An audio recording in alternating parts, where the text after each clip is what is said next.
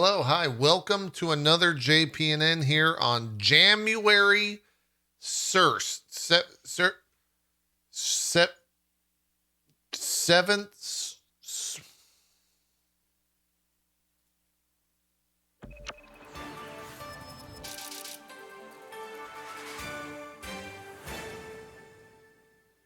We're still workshopping that, okay? All right, we're still workshopping that. Anyways, you're here for the news, so let's get into it. We've got our first official JPNN correspondent by the name of Yervin Galide. I hope I'm pronouncing his name correctly. So we'll be a little bit more heavy on the news today as we're trying out some stuff here. But yeah, we do have some big stories for stuff that's broken in the past 48 hours. But we also have more of a all-encompassing, is what I would say. A little all-encompassing stuff. We'll start with some of the bigger things, such as E3 will once again be online only, shocking no one this year, as the entire event will once again be digital this summer. The funniest part about this whole announcement is right after E3 announced that it would be a digital-only event, Jeff Keighley also said Summer Game Fest is coming back. So good job, Jeff. Way to take the spotlight on that. I, for one, am very excited for Summer Game Fest and also E3. However, if all of the conferences broadcast on both and to both, you can bet your ass I'll be there on Summer Game Fest and not E3, because whatever happened last year is crazy. It does make me wonder, though, and I thought about this yesterday. How does Jeff Keighley actually make money?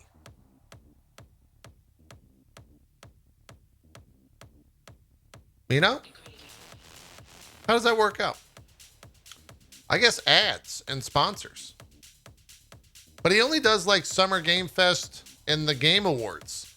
So he must be making a lot of money just from that specific. I know. You got to think, it's only one event a year. Might be a lot of money. Anyways, what else do we have going on in terms of the big stories? PUBG mobile cheat makers were ordered to pay $10 million in damages. Get fucked. That's my official report on that. Devolver Digital is also out there teasing a new Serious Sam that's going to be released this month and revealed next week. So that's coming up if you've a Serious Sam fan. And a little bit of a weird story. One of those stories that really leaves you scratching your head. There was a FGC player by the name of Robinho, something like that. Doesn't fucking matter because he's a scumlord. Was out there on stream the other day admitting to some rather extreme acts, which I don't actually want to say what they are because it was very weird to say it before the stream. And I don't want to say it on the stream. You can go do the Googling, but Capcom has banned him on a global level from anything that is Capcom owned and or operated events, including the Capcom Cup, the Capcom Pro Tour, and the Street Fighter League. I would not be surprised if that is the first of many consequences of his action. I'm getting reports from chat right now. He's also banned from Evo. So, yeah. Be careful looking up that story. It's some pretty heinous shit. Without a doubt. And then, and maybe one of the interesting news stories before we start diving into kind of these smaller stuff. Throughout the week, Jeff Ross, who was the Days Gone director, has made a bunch of different weird claims. He started off earlier this week when Ghost of Tsushima was announced that it had sold 8 million copies, with a quote tweet saying that Days Gone had already passed 8 million copies sold, and that they didn't get this type of recognition for it or anything like that. Kind of came off as a weird tweet, but I guess I got, kind of what he was saying. It was revealed today, not necessarily revealed, it was stated that those 8 million sales figures were sourced from a website that tracks trophies. Keep in mind that Days Gone was given away as a PlayStation Now and a PlayStation Plus game. So there's a pretty strong case for the inflation of those trophies being skyrocketed because of that. And I think, according to chat, it's still free on PS Plus for PS5. So, kind of wild. Kind of wild. The whole thing's a little, I don't know. It's an interesting story, I guess, to say the least. But, yeah. Kind of weird. Anyways, we're going to rattle off a bunch of smaller news stories here. We'll maybe jump into some more of the interesting ones. Let's just get into it. PlayStation has announced that Mortal Kombat 11, Final Fantasy 12, The Zodiac Age, Fury Unleashed, and more will be in January's PlayStation Now lineup. Hyrule Warriors Age of Calamity has surpassed 4 million units, leaving me to question who the fuck is buying that? What are you doing? Stop it. Jesus. Drinkbox Studios has announced that Nobody Saves the World will launch for Xbox One, Xbox Series X and S, and PC. The action RPG will also be available on Xbox Game Pass. Naughty Dog in the news. They've been teasing multiple game projects that are currently in the works and are, quote, dying to show off their new games. What would I want from a new Naughty Dog game? I don't know. I guess the exciting thing is just like a new IP. Be kind of cool. I do hope they get away from the, if you think of Uncharted and Last of Us, kind of two different thematic games, I hope we go in the Uncharted direction. Last of Us 2 was one of the most depressing games I've ever played. Give me some more Uncharted. Okay? Give me some more Uncharted. We'll see what happens, though. See what happens. Third Sphere Game Studios announced that they're making a 2D Souls-like action RPG called The Watcher Chronicles. That'll launch for Steam on January the 19th. Meta has reportedly scrapped years of work on a new operating system system designed to power its VR and AR headsets, according to IGN. A little bit of Facebook news. There's better VR situations. What else is there? CES obviously still in full swing. We'll probably do a recap of that tomorrow on stream. Not sure if that'll make its way to YouTube, but a lot of hardware news coming out of that. A lot of monitor talk, a lot of TV talk coming out of that. Not so much video game news, but we'll see what else they've announced. I know Sony was out there. We talked about the Horizon stuff the other day.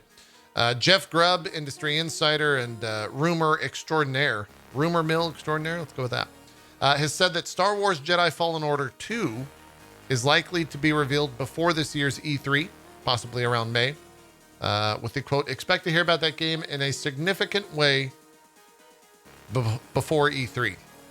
I think Star Wars Jedi Fallen Order 1 was a pretty good game. I think if they could iterate on it and fine-tune a lot of those systems, it could be a very good game. And I'm also a Star Wars fanboy, so bring it on. I'm super into that. Konami's currently celebrating Castlevania's 35th anniversary by announcing, you guessed it, Castlevania NFTs. If you want more information, go to konami.com/game/memorial-NFT. I'm interested. Let's take a look.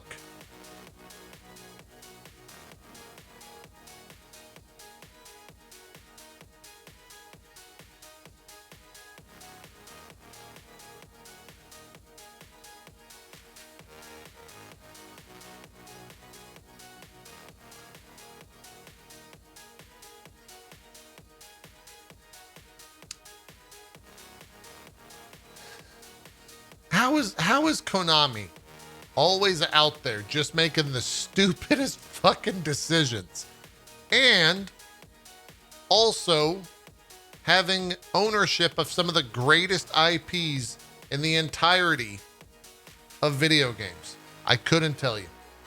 I could not tell you. It's crazy to see that's where the Castlevania IP is now. In a fucking tease. Crazy. Sony's revealed a brand new feature dubbed the PlayStation Tournaments, which will be added to the PS5, where players will be able to create esports tournaments for games that do not provide this service in-game. Sounds pretty cool. I could see as a content creator and a streamer, a lot of uses for that in games that aren't necessarily viewed as a competitive situation. I hope that gets built out. That could be really cool. Apparently in the FIFA world, high-profile FIFA Ultimate Team traders are being targeted by hackers who are draining their accounts of FIFA points and in-game currency.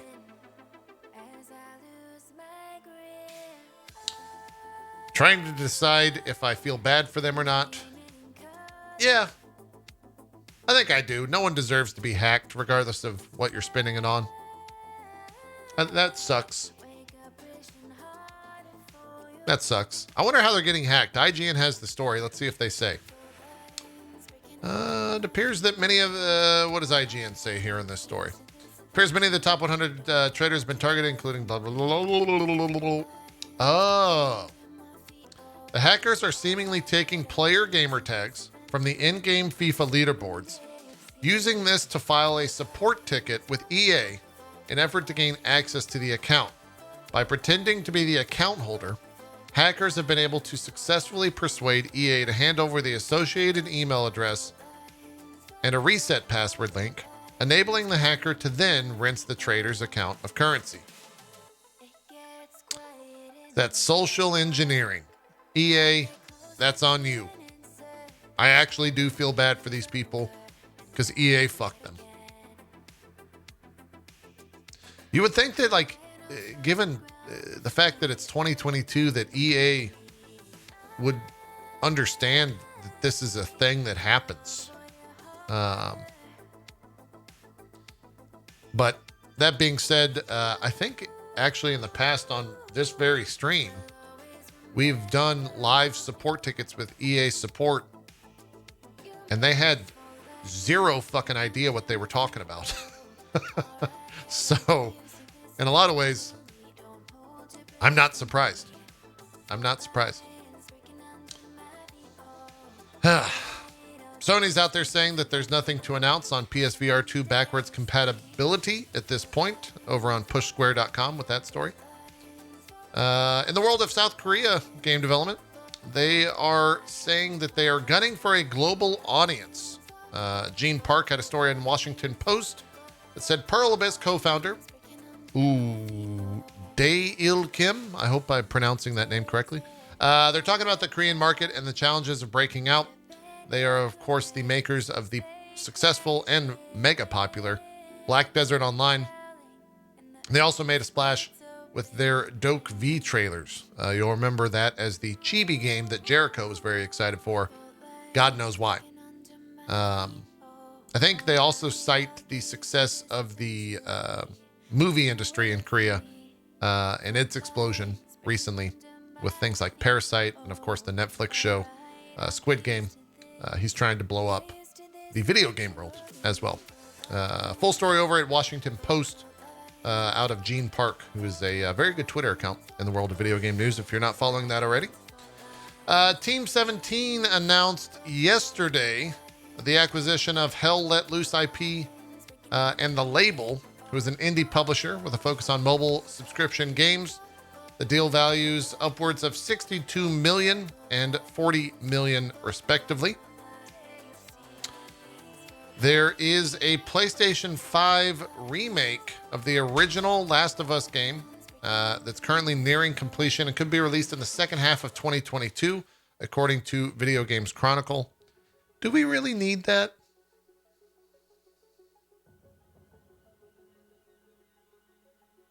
No, I don't think we do. I don't think we do.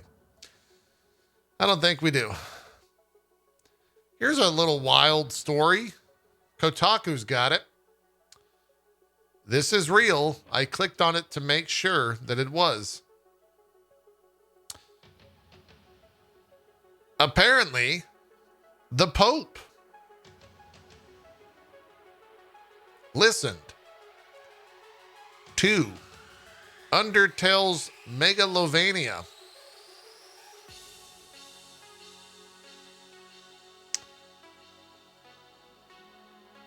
So that's a thing. Is there a video of this? Yeah. Oh. Wait a minute. There's video of this. We're watching this. This is too good to pass up right here. We're watching this.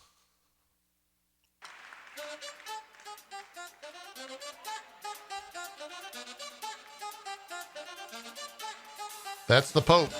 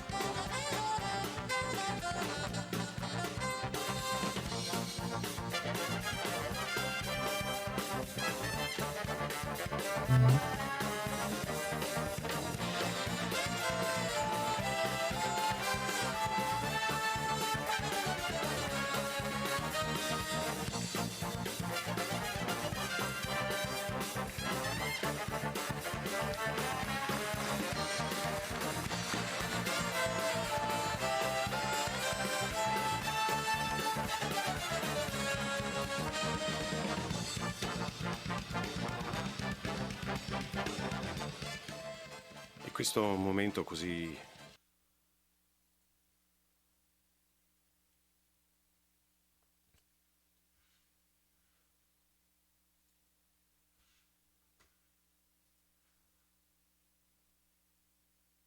What? What the fuck?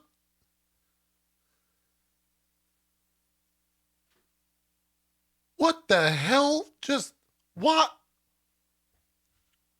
Why did any of that happen?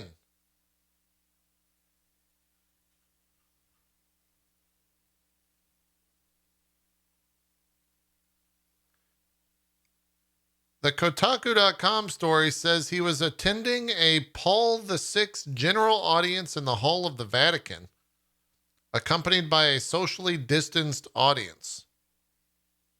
Although 50 minutes of the video is just people standing in a pulpit in front of an admittedly sick-looking wooden sculpture, reading from papers to relay no doubt important religious credos. Business picked up when the Roni Roller Circus arrived.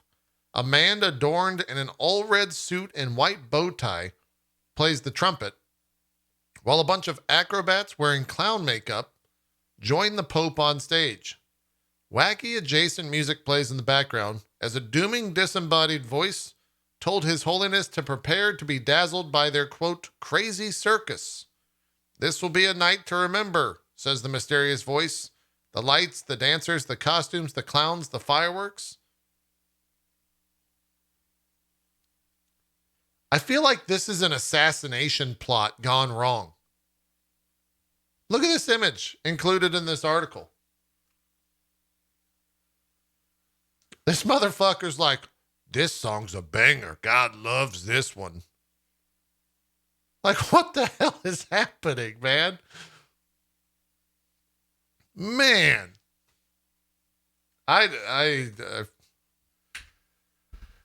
feel like content creation has peaked. And anything created from this point on will be inferior to what we just witnessed in front of the Pope.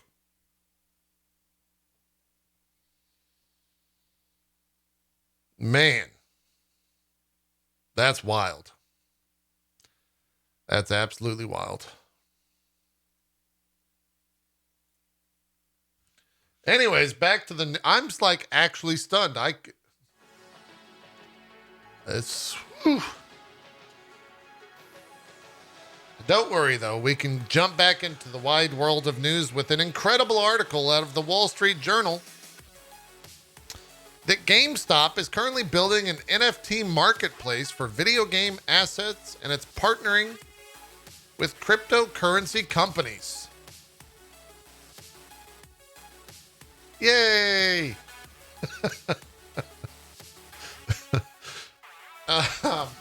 Also, according to PSU.com, shocking no one, Hideo Kojima is currently working on a new AAA game that will, quote, everyone will say they want to play.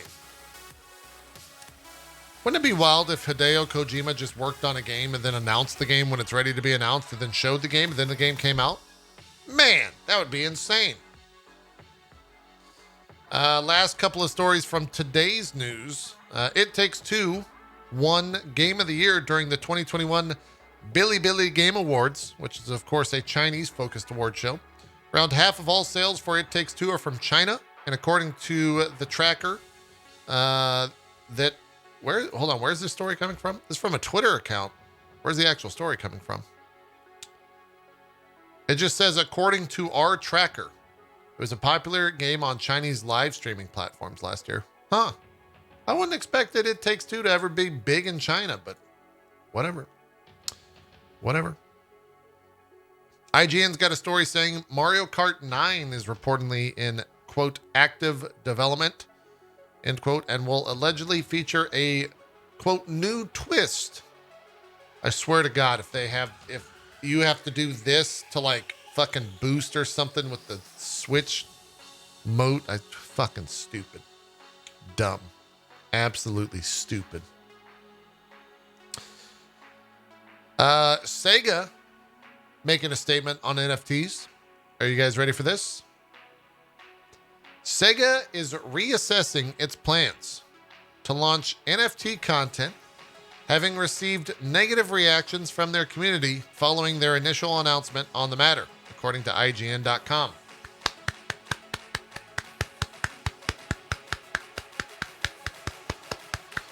Incredible. Incredible.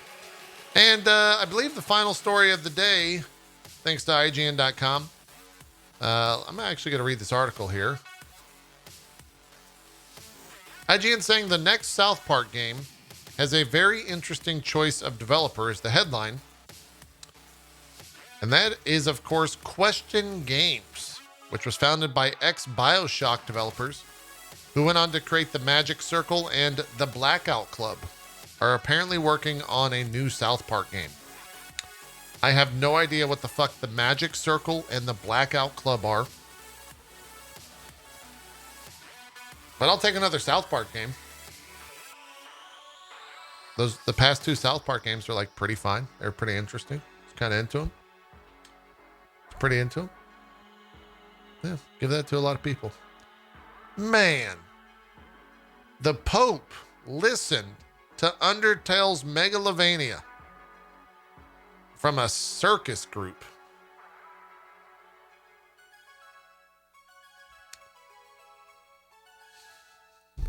That's it. That's the news. Thanks for watching. He fucking listened to Megalovania in the year 2022.